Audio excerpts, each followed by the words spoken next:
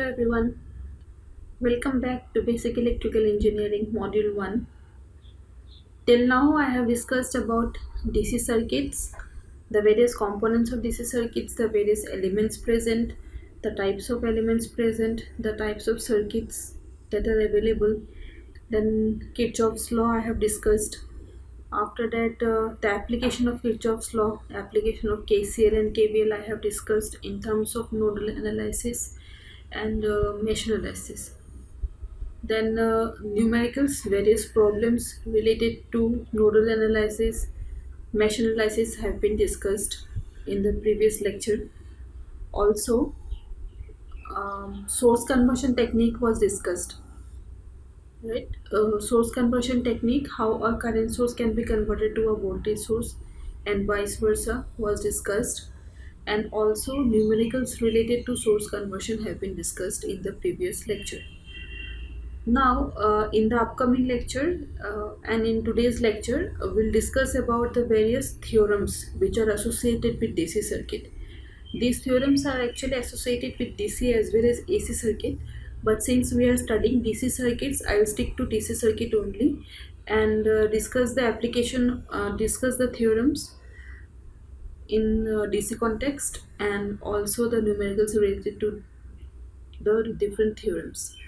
So first of all, I'll start with superposition theorem.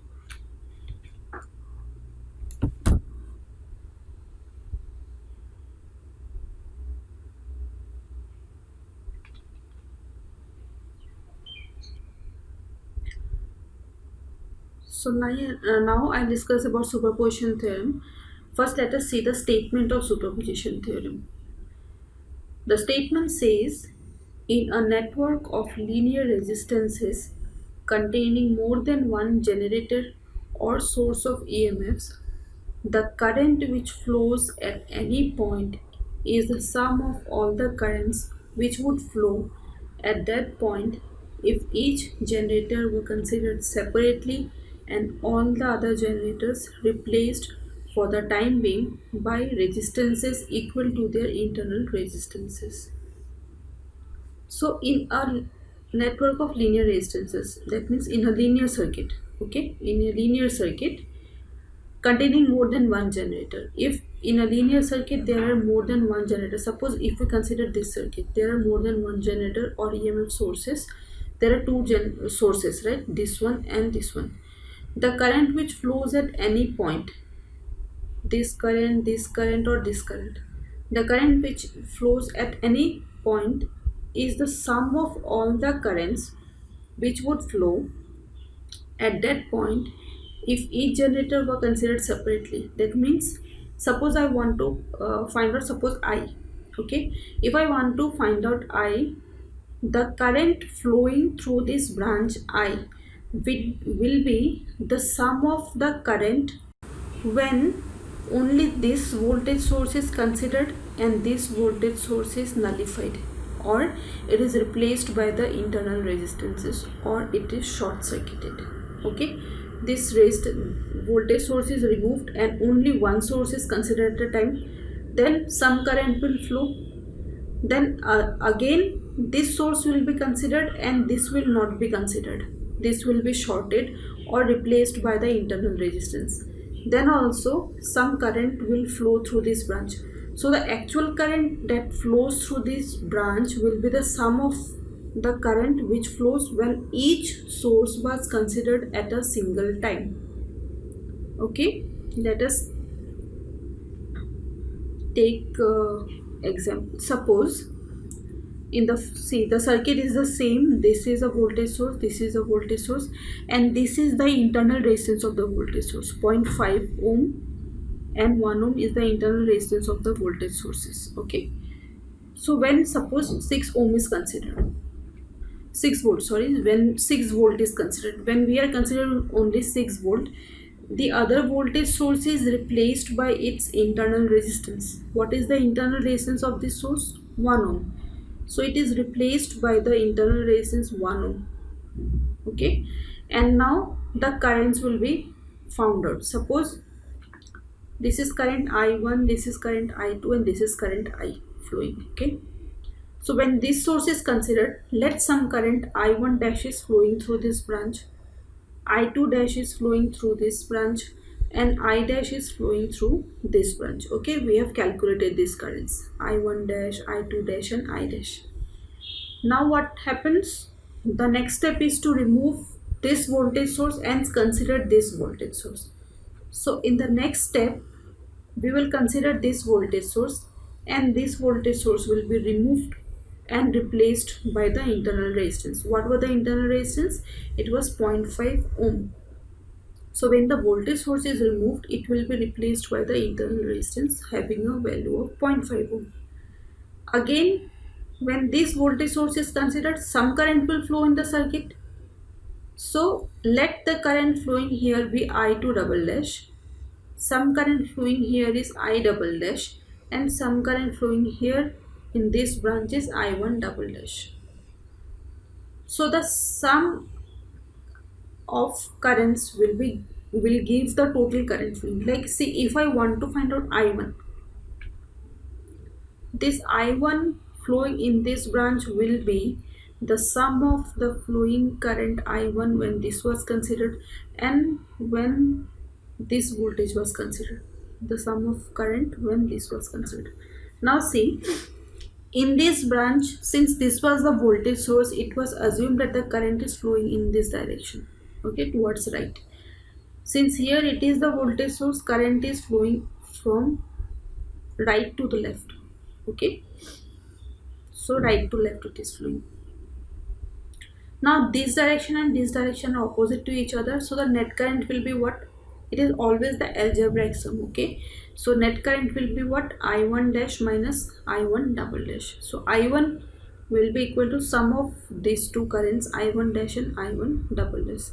Similarly, this I2 will be equal to the current flowing I2 dash when this voltage source was considered, and the current I2 dash flowing when this voltage source was considered. Sum of these two. Now again see, this is in towards right direction, this is towards left direction. So net current will be subtraction of these two, I2 double dash minus I1 dash.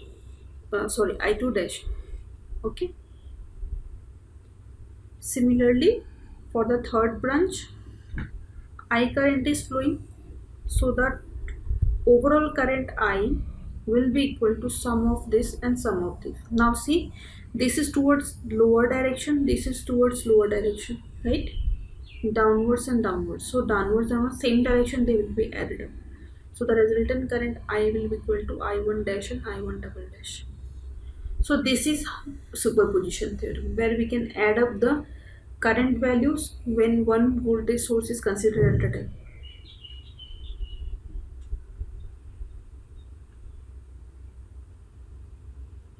Next theorem is Thevenin's theorem.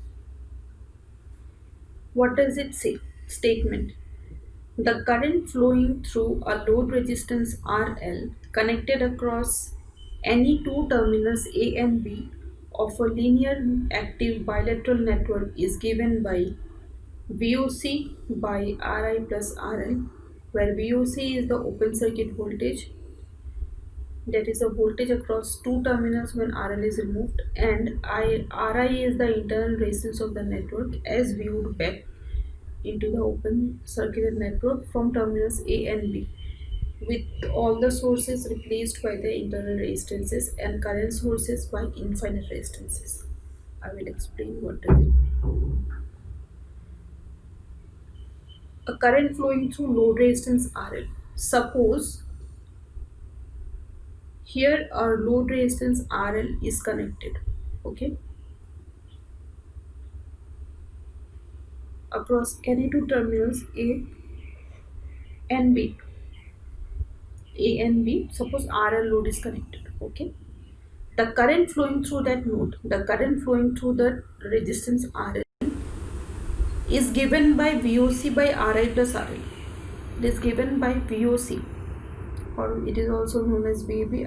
I will explain what is VOC, by RI plus RL. Now what is RI? Where VOC is what? VOC is the open circuit voltage that is the voltage across the two terminals when RL is removed. Now see, when this RL is removed from this network AB, it will be what? It will be open circuited. So the voltage appearing across this terminal AB will be the open circuit voltage.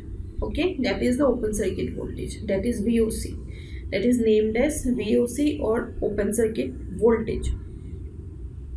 And Ri is the internal resistance of the network as viewed back into the open circuited network. And what is Ri? Ri is the equivalent resistance of the network,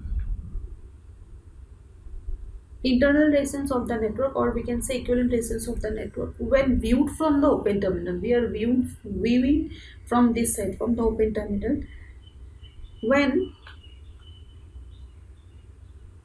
all the voltage sources are replaced by the internal resistance. Now see, this voltage source will be replaced by the internal resistance, if any.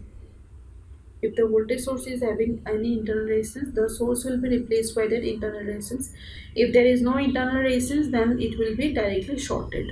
Okay, so the voltage appearing across these two open terminals, viewing from the open terminals, will give the internal resistance of the network. And this whole thing, the whole circuit, can be replaced by an equivalent network which is called Thevenin's equivalent circuit, in which a voltage source is there, in series a resistance is there, that is the internal resistance Ri. R is the internal resistance as seen at AB, with all voltage sources replaced by the short circuit and all current sources replaced by the open circuit. So this is the uh, Thevenin's equivalent circuit. Now I'll explain in very brief again. Just listen. Any circuit, okay? I'll explain in very layman language. Any circuit, it can be replaced. So a linear bilateral network represented by this can be replaced by a single voltage source in series with the internal resistance of the circuit. That circuit having a single voltage source and internal resistance will be named as Thevenin's equivalent circuit. The value of this voltage source, the name is its name is Thevenin's open circuit voltage or Thevenin's voltage, and it is found out by removing the load from the terminal and measuring the voltage across the open terminal. So this is open circuit voltage. And Ri, that is the internal resistance of the network, also known as Thevenin's resistance, can be found out by viewing from the open terminal and removing all the voltage sources replaced by the internal resistance. The equivalent resistance obtained across these two terminals will be the internal resistance of the network. And the current flowing through the branch, when this load is connected here at AB, the current flowing through that load AB will be given by IL is equal to VOC divided by RL plus RI. So this is Thevenin's theorem.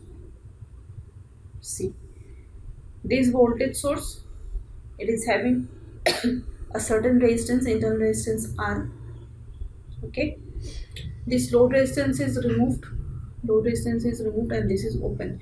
So the voltage appearing across this open terminal will be the VOC or the open circuit voltage. And viewing from the open terminal by replacing the voltage sources with their internal resistance, the overall equivalent resistance of the circuit will be known as Thevenin's equivalent network. Thevenin's equivalent, that will give the Thevenin's resistance. Now these steps are important for solving any circuit. How to Thevenize a given circuit. First, what we do, temporarily remove the resistance required. So from this load is temporarily removed. Suppose load resistance is the one across which we need to find out the current. Okay, so the RL is removed. Find the open circuit voltage which appears across the terminal from where resistance has been removed. It is called the Thevenin's voltage, VTH. So this open circuit voltage, the voltage appearing across this Open terminal AB is the open circuit voltage or the Thevenin's voltage. Compute the resistance of whose network as looped from these two open terminals after all voltage sources have been removed, leaving behind the internal resistance. So the voltage sources have been removed, leaving behind the internal resistance, and viewing from this open terminal, whatever is the equivalent resistance of the network will be the Thevenin's resistance. Now replace the entire network by a single Thevenin source whose voltage is VTH or VOC and internal resistance RTH or RI. That is this one. The whole circuit is replaced by VOC and RI. Connect RL back to its terminal from where it was previously removed. What we do? We'll connect here again RL. Finally, calculate the current flowing through RL by using the equation this. So by using this equation, we can find out the current flowing through the load. So the circuit which was complex, it can be simplified by using Thevenin's theorem to this simple circuit having a single voltage source, single resistance, and a load resistance. So this is how we Thevenize a circuit.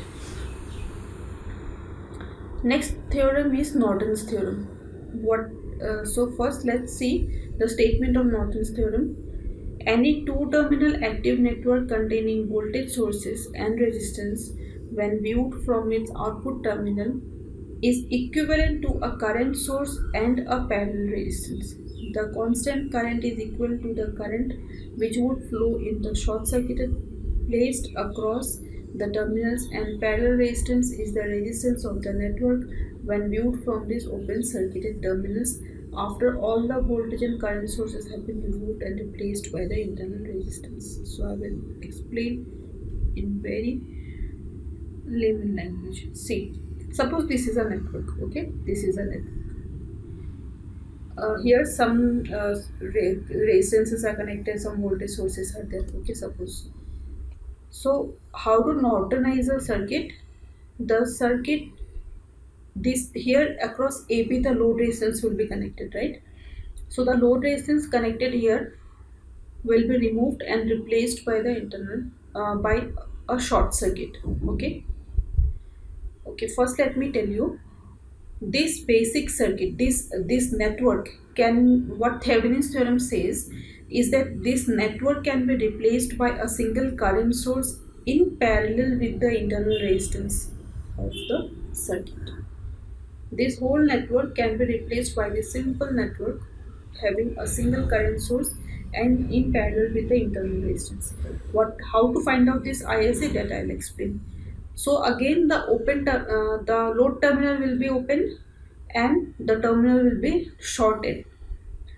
When it is shorted, the amount of current flowing through this branch will be known as the short circuit current or ISC. So this will have a value of ISC, short circuit current or ISC.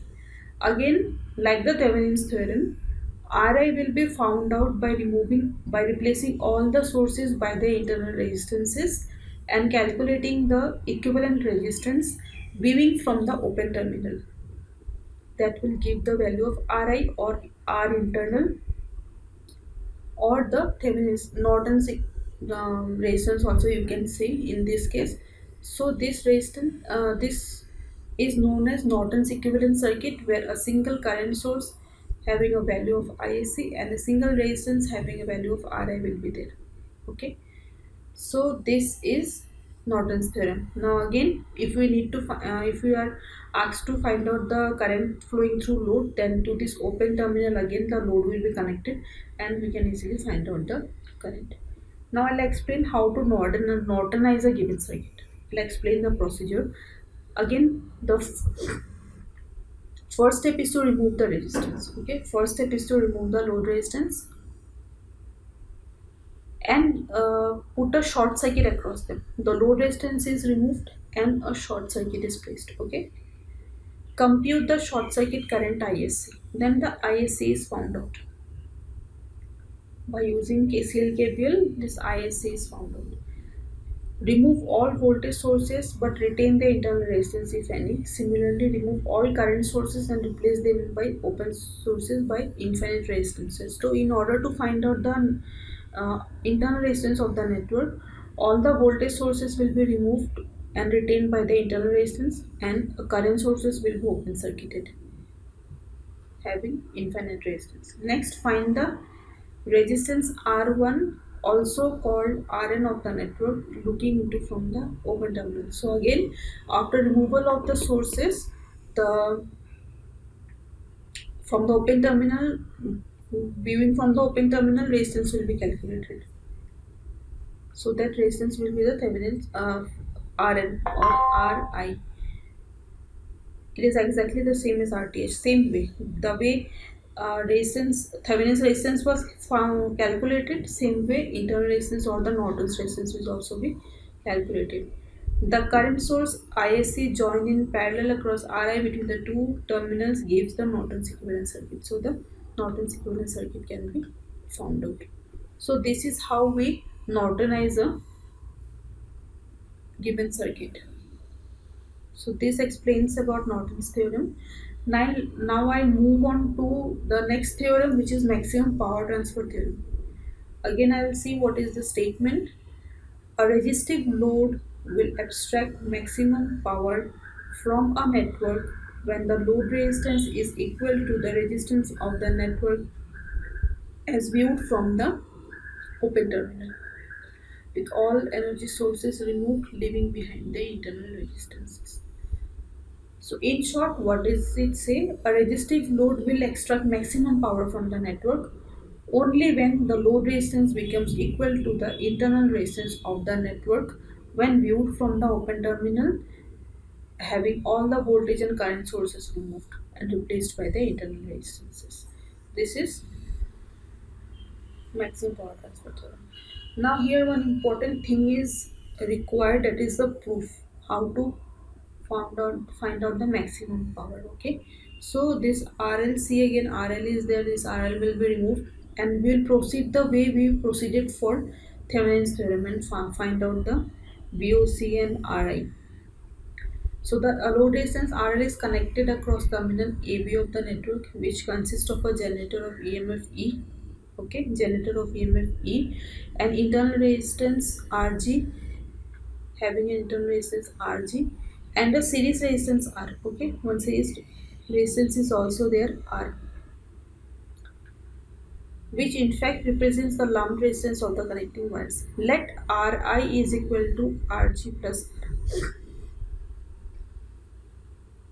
So if this is open, so Ri, that is the internal resistance, will be what? It will be the sum of R plus Rg, right? The equivalent resistance viewed from this terminal will be series combination of Rg and Ri. Rg and R. So Ri will be is equal to Rg plus R. That is the internal resistance of the network as viewed from A and B. Now according to this theorem, RL will abstract maximum power from the network when this happens. When RL becomes equal to Ri, then only the resistance will abstract maximum power. Okay. Circuit current is given as I is equal to E by RL plus Ri, as discussed in the Thevenin's theorem. Now power consumed by load is what? PL is equal to I square RL, or we can say E square RL by RL into Ri whole square. By considering this network, we can see. Now mathematically what happens when a certain function will be maximum? From mathematics we know that the function will be maximum when the differentiation, when the first derivative is equal to 0. So PL, that is the power consumed by the load, this PL will be maximum only when the first derivative of PL with respect to RL will be equal to 0. So differentiating this equation with respect to RL, because RL is the varying parameter here, varying load. So upon differentiation, use mathematics and we will get this equation. Then after solving, we will get RL is equal to Ri. Once we solve this whole equations by using mathematics, we will ultimately reach to a condition RL is equal to RI. That means what? PL will be maximum when this condition is fulfilled. Okay, when RL is equal becomes equal to RI, then only maximum power will be abstracted by the load. Now again I was talking about DC circuit. Here some explanation is there regarding AC circuit as well. When suppose the internal impedance is Ri R1 plus JX1, then the impedance will be what? Here impedance will be considered. Impedance will be the mod of this. So ZL, mod of ZL will be equal to Z1 when the when the maximum power condition has to be satisfied. This should be the case. ZL should be equal to Z.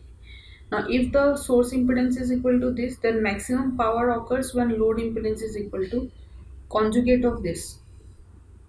All these things will be discussed in detail when we consider AC circuit. And this is only for DC circuit, so I will not go in details. So what we require mainly is the theorem, maximum power transfer theorem. So the load will abstract maximum power when the load resistance becomes equal to the equivalent resistance of the network or the internal resistance of the network, and we require this proof. This proof is very very important, so please go through the proof and go through this mathematical expressions, how to find out this, how to calculate this and reach to this condition. It is very important, so please go through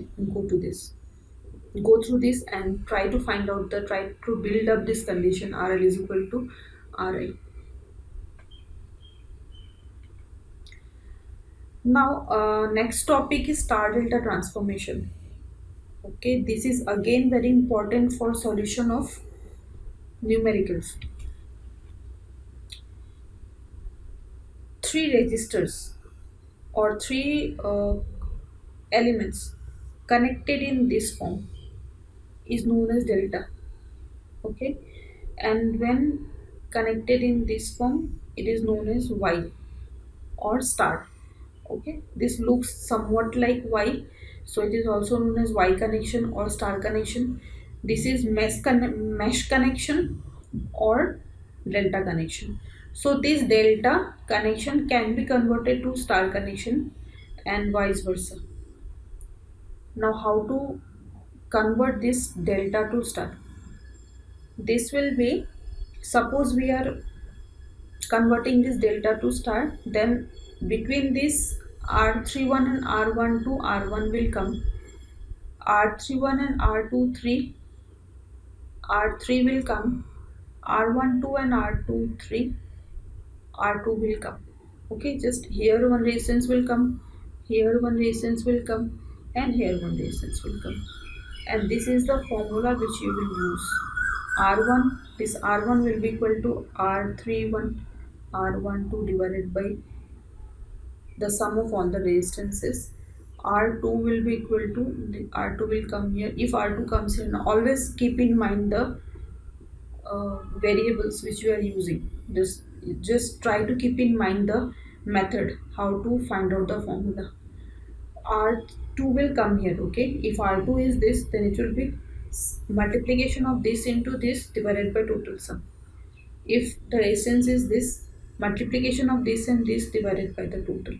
Okay, so this way we will convert delta to star. Now star to delta. Now again star to delta, if I go between this and this, one resistance will come, between this and this one resistance will come, and between this and this one resistance will come. See, so R1 and R3 are known, right? So R12, if I talk about R12 is coming between R2 and R1. Okay, R2 and R1 will give R12.